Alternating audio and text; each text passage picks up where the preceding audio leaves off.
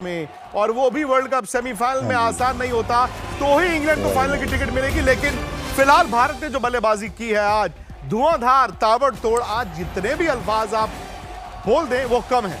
आज इंडिया इस world cup में पहली बार इंडिया की तरह खेलता दिखा। संजू सैमसन, जिन्होंने पिछले मैच में 97 नॉट आउट बनाए थे, आज उन्होंने 89 रन की पारी खेली। शिवम दुबे ने भी 43 रन बनाए और उनके अलावा जो बल्लेबाज आया वो 23 रन बनाता रहा।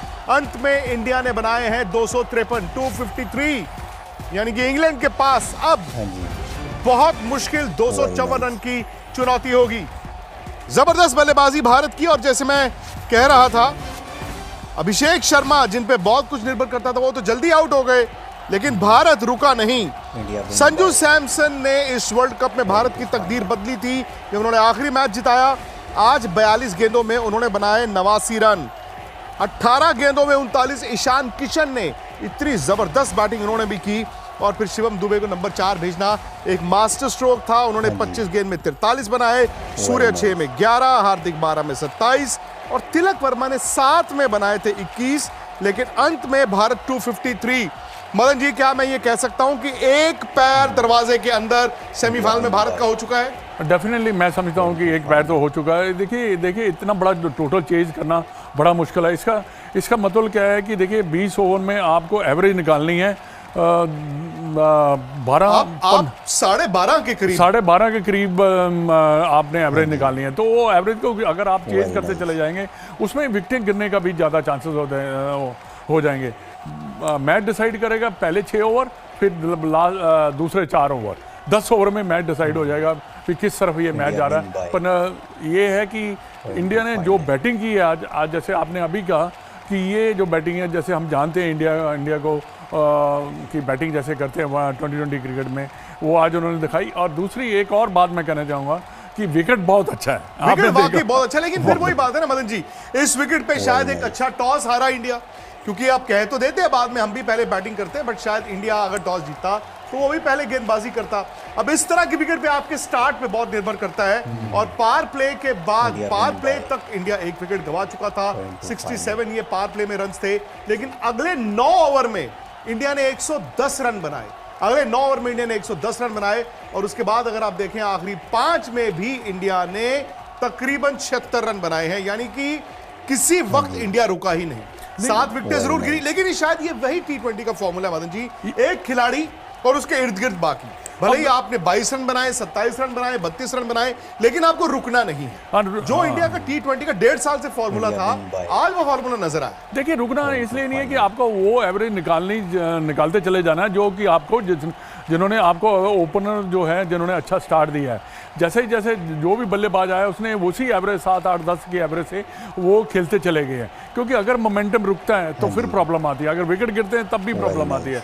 बट इंडियन ने जो बैटिंग की है, इंडियन बैट्समैन ने, उन्होंने मोमेंटम अपने तरफ ही रखा। उसने हर ओवर में जो 10-12 रन की एवरेज थी वो निकालते चले गए। और आज ना सबसे अच्छी बात क्या हुई है, बड़ी क्लीन हिटिंग हुई है। देखिए मजा तब आता है जब संजू सैमसन बैटिंग कर रहे हैं, क्रिकेटिंग शॉट खेल रहे हैं जी। बहुत अच्छा लगता है कि जब आप सीधा मदन जी वो देखिए, नितिन आपको वानखेड़े स्टेडियम के बाहर दिख रहे हैं, और नितिन आपके साथ जो फैंस हैं ये वो बदकिस्मत फैंस हैं, मैं मानता हूं, जो बेचारे आज मैदान के अंदर नहीं है। लेकिन आप इनको बता दीजिए कि 19 छक्के मारे भारत ने, 254 टू विन। क्या कोई चांस है इंग्लैंड का नितिन, या game over? India win by. जी देखिए, गेम तो मुझे ओवर लग रहा है कि जिस तरीके से आज संजू सैमसन, और मैं बोलूंगा कि जिस तरीके से निचले क्रम पर हम आकर जिस तरीके से हमने मैच को फिनिश किया है वो सबसे बड़ी चीज थी। और लगातार हम उम्मीद भी कर रहे थे कि इसी तरह की बल्लेबाजी वानखेड़े के इस मैदान पर हमें देखने के लिए मिलेगी। 253 रन मुझे नहीं लगता यहाँ पर चेज हो सकते हैं, हाँ, लेकिन इस मैदान पर 254 भी एक बार चेज हुआ है। बट अगेन चूंकि ये सेमीफाइनल मुकाबला, और फैंस जो मेरे साथ यहाँ पर खड़े हैं, ये एक्चुअली मुझे यहाँ पर खड़े होने का मौका भी नहीं दे रहे, क्योंकि इनको करना है क्या, ये सबसे बड़ी चीज है। भारत की ये जीत, ये फैंस पक्की मान रहे हैं। अब आप देखिए कि किस तरीके से फैंस का जो जोश है वो फुल ऑन हाई है।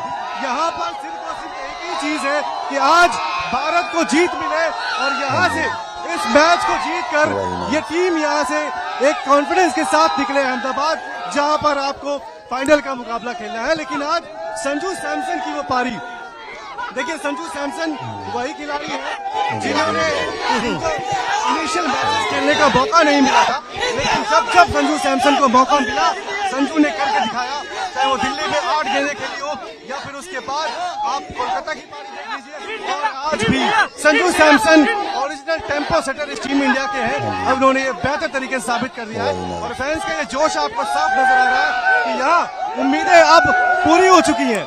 इन फैंस ने मान लिया है कि भारत इस मुकाबले को जीत रहा है और इंग्लैंड यहाँ पर वापस जाने के लिए मजबूर हो जाएगा। विक्रांत, और एक तरह से मदन जी, आज जब आपने शिवम दुबे को भी प्रमोट किया, मुझे लगा वो एक मास्टर स्ट्रोक था। क्यों?